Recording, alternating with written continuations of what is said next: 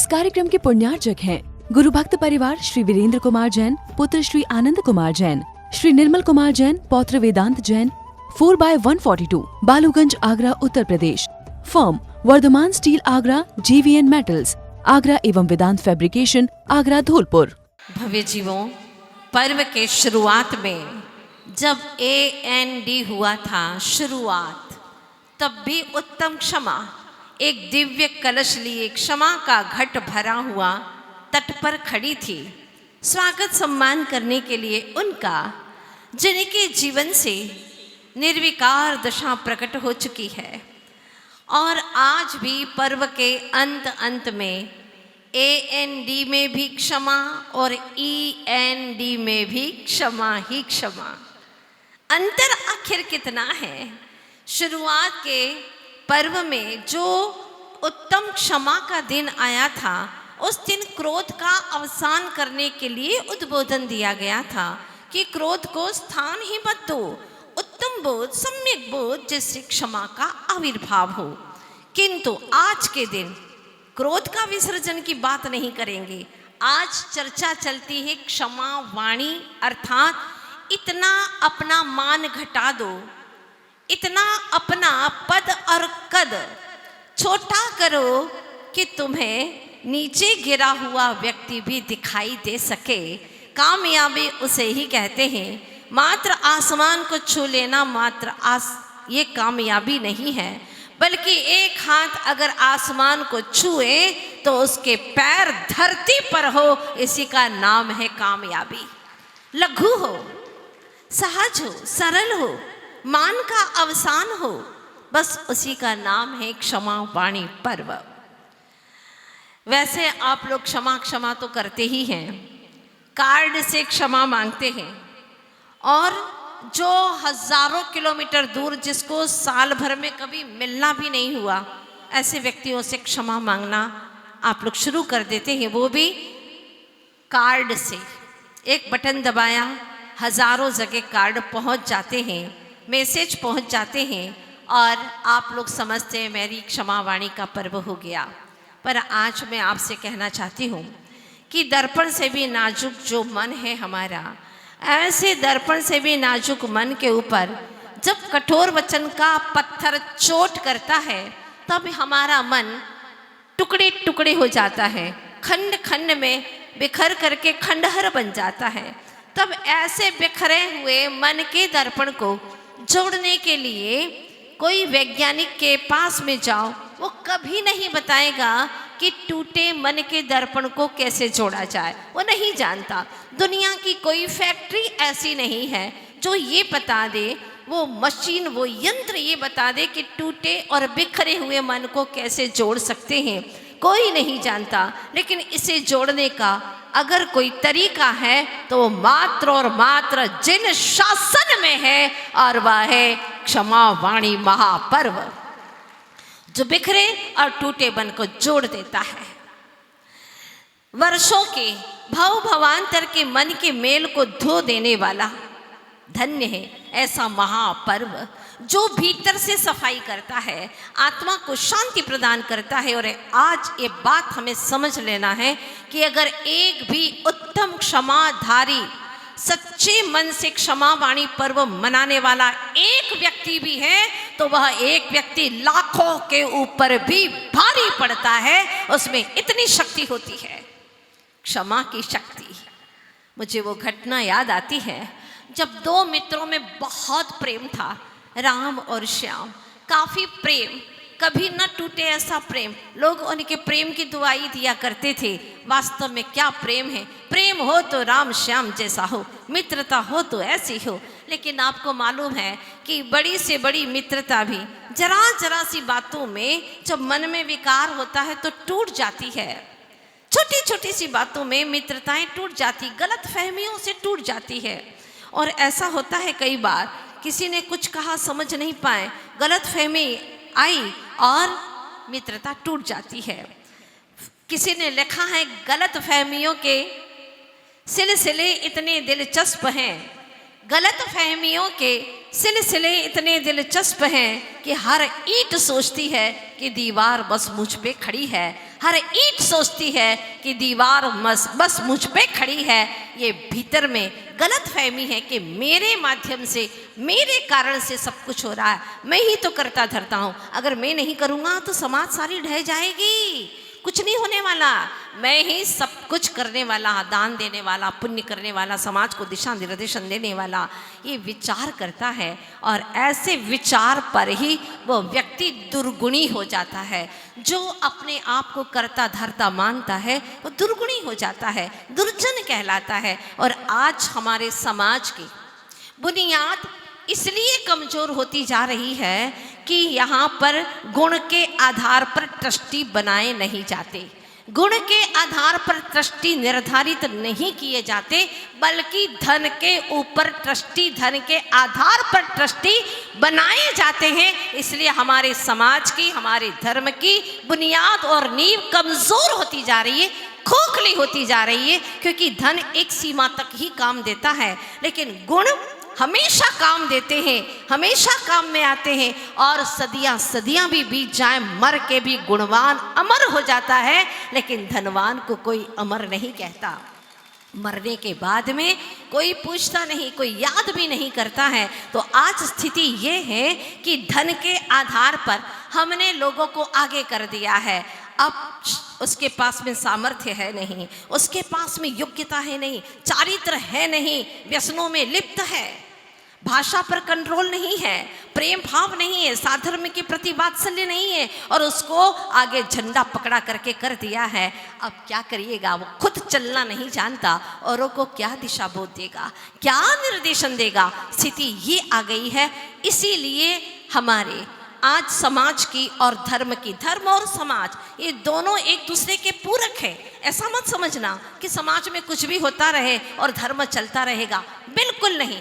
आचार्य कहते न धर्मो धार्मिक के बिना, बिना धार्मिक के धर्म नहीं हो सकता।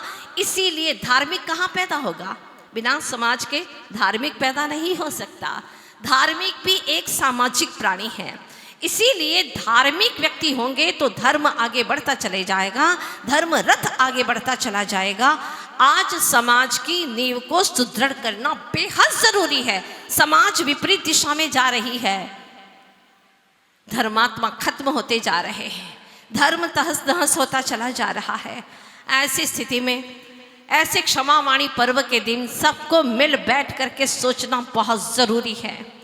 आप ये मत सोचो कि हमारी दादागिरी, हमारा नाम, हमारी प्रसिद्धि इसी में है कि ईंट का जवाब हम पत्थर से दें। नहीं नहीं, हमारा जिन शासन कहता है कि प्रेम से गले लगा ले, प्रतिशोध नहीं आत्मबोध करे। इसी से हमारा जिन शासन आगे बढ़ेगा। आज जिन शासन यहाँ तक आया है और पंचम काल के अंत तक भी जाएगा, तो वह अपनी गुणवत्ता के कारण, अपने प्रेम, वात्सल्य, दया, अहिंसा, करुणा, बस इसी के बलबूते पर पंचम काल के अंत तक चलने वाला है। अन्यथा अगर बदले की भावना करोगे तो व्यक्ति कभी भी बदलने वाला नहीं है। बल्कि ये होगा कि आप बदला लेंगे, वो आपसे भी डबल और बदला लेने की भावना करेगा। इसीलिए आचार्य कहते हैं कि व्यर्थ की लड़ाइयाँ बंद करो, तू मैं बंद करो। अगर ये बंद नहीं करोगे तो तुम्हारे नाम के आगे जैन लिखना यह हास्यास्पद हो जाएगा, प्रश्न चिन्ह खड़ा हो जाएगा। इसीलिए आचार्य कहते हैं कि जो अपने साधर्मी के प्रति प्रेम भाव नहीं रख सकता, शत्रु तक के लिए जिसके हृदय में प्रीति है, सच में उसी के हृदय में सच्ची क्षमा है। जिसके अंदर शत्रु के प्रति भी प्रेम की भावना नहीं, बल्कि सच उपकार करने वालों के प्रति भी उसके अंदर प्रेम की भावना नहीं है, और खाली दिखावा कर दे, उत्तम क्षमा, उत्तम क्षमा, उत्तम क्षमा, बस होंठ फड़क रहे हैं, अधर हिल रहे हैं, और अंदर में कुछ भी परिवर्तन नहीं हो रहा है। इसलिए आज मैं आपसे कहना चाहती हूँ कि चेहरे देख देख कर हाथ और गले मिलते हैं, भूखों को और भूखा और भर पेटों को पकवान खिलाते हैं। न जाने कैसे साफ होगा उनका दिल जब क्षमा वाणी भी छल से मनाते हैं, जब क्षमा वाणी भी छल से मनाते हैं। ये शुद्धि पत्र है हमारा क्षमा वाणी पर्व, और जब शुद्धि पत्र में ही अशुद्धियां होने लगी तो अब आप अशुद्धियां कहाँ मिटाएंगे बताइएगा। आज तो कम से कम तह दिल से हम क्षमा वाणी पर्व मनाएं। ईमानदारी से बताना, आप लोगों का साल भर में किसी से मनमुटाव हुआ कि नहीं हुआ? बोलो, हुआ ना? हाँ, बिल्कुल हुआ ही हुआ है। तो आज आइए छल छंद के छत्ते हटाएं, आइए विश्वास की वीणा बजाएं, आइए अपनत्व की सरगम सुनाएं, आइए हर द्वार पर मैत्री का दीपक जलाएं, हर द्वार पर मैत्री का दीपक जलाएं। और इसके लिए सबसे पहले शुरुआत करें हम अपने घर से। माता पिता परिवार जन को साल भर परेशान करते हैं। सबसे ज़्यादा परेशान किसको करते? आप अपनों को, है ना? गैरों से तो फुर्सत ही कहाँ है। माता पिता परिवार जन को साल भर परेशान करते हैं। क्षमावाणी पर्व आने पर रिश्तेदारों को क्षमावाणी कार्ड लिखते हैं। क्षमावाणी कार्ड डालने से पहले क्षमा मांगो अपने माँ बाप से, वरना नहीं छूट पाओगे कभी नरकों के घोर पाप से, नहीं छूट पाओगे नरकों के घोर पाप से। सबसे पहले जरूरत है, आचार्य देव कहते हैं, जो कि परम वैज्ञानिक तथ्यों से भरे हुए हैं, जानते हैं, परम वैज्ञानिक है हमारे आचार्य देव। उनका कहना है कि क्रोध प्रत्येक मिनट 8 सेकंड की खुशी को छीन लेता है। जो अपने जीवन में क्षमा का भाव नहीं रखता है, उसके शरीर में ब्लॉकेज हो जाते हैं, ब्लड क्लॉट हो जाता है, गांठें बन जाती हैं, कैंसर जैसे भयानक रोग हो जाते हैं। ये गांठ मिटाने का पर्व आया है। गांठ चाहे कैसी भी हो, खतरनाक ही होती है। धागे के अंदर भी गांठ बन जाए तो अच्छा नहीं है। रस्सी में गांठ बन जाए तो वह पानी खींचने के काम में नहीं आती। और अगर शरीर के अंदर गांठ हो जाए तो वह तत्काल ही डॉक्टर को दिखाना ही चाहिए। डॉक्टर का कहना है हो सकता है कैंसर की भी गांठ हो। इसीलिए कैसी भी स्थिति में आपको गांठ तो निकालना ही निकालना है। और ये पर्व आया है साल भर की दुश्मनी को मिटाने के लिए नहीं, बल्कि हर पल हमारे जीवन में जो दुश्मनी होती है, किसके प्रति? कभी सोचा आपने? औरों से क्षमा मांगना कितना आसान है, लेकिन सबसे पहले अपने स्वयं के प्रति हम क्षमावाणी पर्व मनाएं। जब आप किसी को गुस्से में देखते नहीं, उसका चेहरा नहीं देखते हैं, तो आप उससे फिर बाद में क्षमा मांग लेते हैं, माफ़ करना, ऐसे मेरे मन में भाव आ गए थे।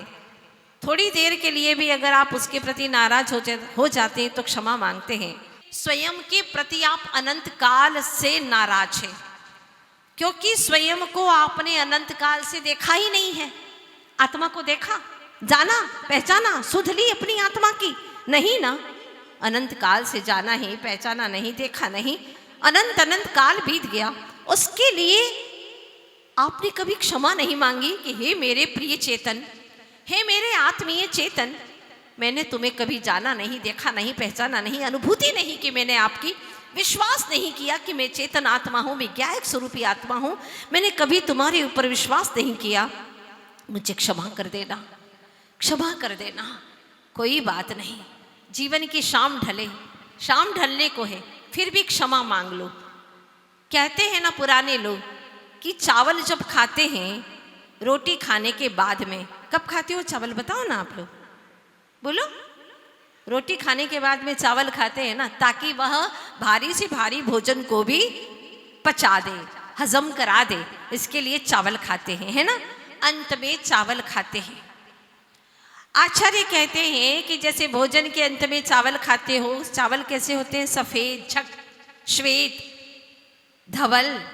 ऐसे ही कम से कम जीवन के अंत में भी अपने परिणामों को धवल कर दो, श्वेत कर लो, उज्जवल कर लो, सबसे क्षमा याचना कर लो।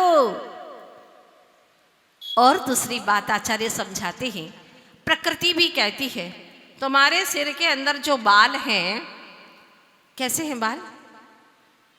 बोलो ना, काले, लेकिन अंत में तो सफेद आ ही जाते हैं, है ना। ये प्रकृति क्या समझाती है आपको? भाई जाते समय अंत में भी क्षमा मांग लेना। हाँ, ऐसे ही मत चले जाना, कोई भरोसा नहीं है। तो ठीक है, मांग लेंगे अंत में क्षमा, अभी से क्या जल्दी है, बाद में मांग लेंगे। ऐसा हुआ, मित्र के मित्र से द्वंद्व हो गया, द्वेष हो गया, और पता चला कि वो बीमार पड़ा है तो चला जाता है, कई दिनों से मिल नहीं रहा था। और जब बाहर गया तो उसके कानों में फुसफुसाहट की आवाज़ आई और उसने सुना डॉक्टर है, डॉक्टर कह रहा है बिल्कुल ठीक हो सकता है, 1 महीने का समय मुझे दे दो। अब वो मिलने तो चला ही गया था, पर अब करे क्या, मजबूरी थी। पहुंच गया अंदर और धीरे से उसने उस व्यक्ति से कहा, देखो अगर तुम चले गए, मरण हो गया तो हमारी क्षमा है, अगर तुम्हारा मरण हो गया, मृत्यु हो गई तो हमारी क्षमा है, और अगर तुम जिंदा रहे तो हमारी अभी द्वंद्व द्वेष वैसा ही चलेगा, ये बात पक्की मानना। मैं पूछना चाहती हूँ, क्या इसका नाम क्षमा है इसका नाम क्षमा? मन में तो वही द्वंद्व है, मर गए तो क्षमा और जिंदा रहे तो वैसा के वैसा ही द्वंद्व रहेगा। उसने जीवन की सच्चाई को अभी समझा नहीं है। आचार्य कहते हैं कि क्षमा इसका नाम नहीं है। क्षमा का मतलब है अंतरंग से पूरी तरह से सफाई, कोई प्रकार का द्वेष भाव, नफरत न रहे। दुश्मनों को भी क्षमा कर देते हैं, जैन होने का परिचय देते हैं, जैन होने का परिचय देते हैं। कब बोलिएगा? दुश्मनों को भी क्षमा कर देते हैं। पंक्तियां याद रखिएगा, गुनगुनाइए। दुश्मनों को भी क्षमा कर देते हैं, जैन होने का परिचय देते हैं। व्यवहार में क्षमा क्षमा क्षमा, और फिर गुस्से से भी क्षमा मांगते। कई बार मांग तो ली ना, कितनी बार मांगेंगे? हाँ, मांग तो ली है। एक क्षमा नहीं है, औपचारिकता, दुर्गंध है इसके अंदर, मायाचारी है, और आगे के लिए षड्यंत्र है इसके अंदर। किसी दंड आदि के भय से क्षमा कर रहा है, अथवा मुझे कोई गलत न कहे, मुझे भी लोग कहें कि कितना सरल है, क्षमा मांग लेता है, इसलिए भी वह क्षमा मांग रहा है, तो वह वास्तव में असली क्षमा नहीं है। इस कार्यक्रम के पुण्यार्चक थे गुरु भक्त परिवार श्री वीरेंद्र कुमार जैन, पुत्र श्री आनंद कुमार जैन, श्री निर्मल कुमार जैन, पौत्र Vedant Jain, 4/142, Baluganj, Agra, Uttar Pradesh. Firm Vardhaman steel Agra, JVN metals Agra एवं वेदांत फैब्रिकेशन आगरा, धौलपुर।